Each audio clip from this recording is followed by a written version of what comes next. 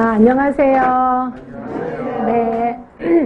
자, 정신 강의하고 있는 김영입니다. 우리 앞에 잠깐만 그 차례 부분을 보실래요? 우리 차례 부분을 보시면, 저는 이제 문제풀이를 어떤 식으로 할 거냐면, 처음부터 모의고사로 안 들어가고요. 그 다음에 이제 단원별로 일단 문제를 냈습니다. 그래서 1번에 뭐 정신건강 간호의 이해, 인간의 존중에서 단원별로 문제를 쫙 냈고, 그 다음에 이렇게 해서 전체적으로 한번 복습을 한 다음에, 그 다음에 이제 모의고사 쪽으로 넘어갈 거거든요. 그래서 여러분들이 앞에서 이 개념 부분을 할 때는 우리 여름에 했었던 이론 책 있지요. 네, 그거 좀 갖고 오시는 것도 도움이 될 거예요. 물론 제가 나름대로 유의물은 갖고 오긴 했지만 혹시라도 기억 안 나시면 이론책을 보면서 아, 이런 게 있었구나라고 할 수 있게끔 해주시면 되고요. 그 다음에 맨 처음에 했던 이해나 인간 존중, 치료적 인간관계 의사소통 이런 것들은 문제가 제법 나옵니다.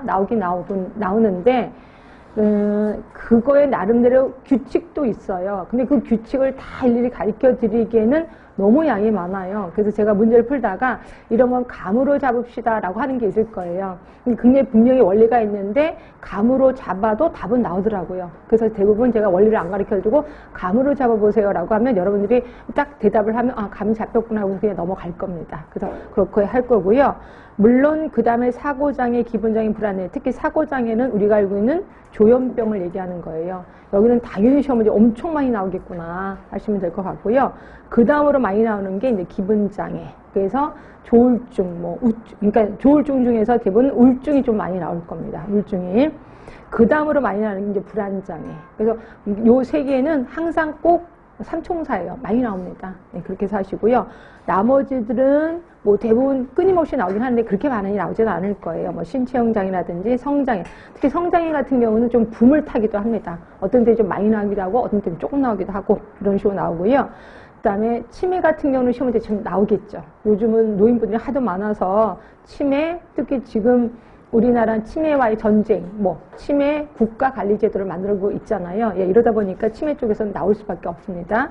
치매 쪽은 보실 거고, 그다음에 섭식장애나 발달장애, 그러니까 섭식장애는 그렇게 많이 나오지는 않을 거예요. 이렇게 보시고, 그다음에 발달장애 쪽은 아기들에 해당이 되기 때문에 이것도 조금 나오긴 할 겁니다. 예, 그런 식으로 해서 대부분 우리 정신간호학이 여러분 발목은 잡지는 않을 거예요. 이게 뭐 이렇게 보면 간만 있어도 웬만큼 답은 써서 이것 때문에 떨어졌다는 걸 진짜 여태까지 한 번도 못 봤습니다. 그래서 정신간호는 문제를 조금 많이 풀다 보면 하나의 규칙도 발견하게 되고 대부분 나왔던 문제들이 또 나오고 그래서 웬만하면 수월하게 넘어갈 겁니다.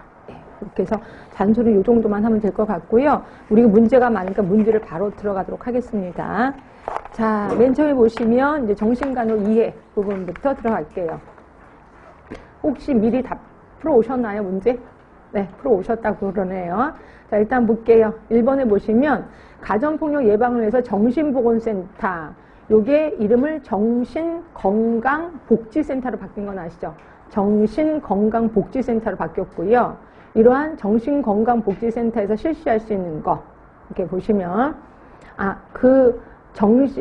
예전에 정신보건법이었다가 정신보건법이 이름을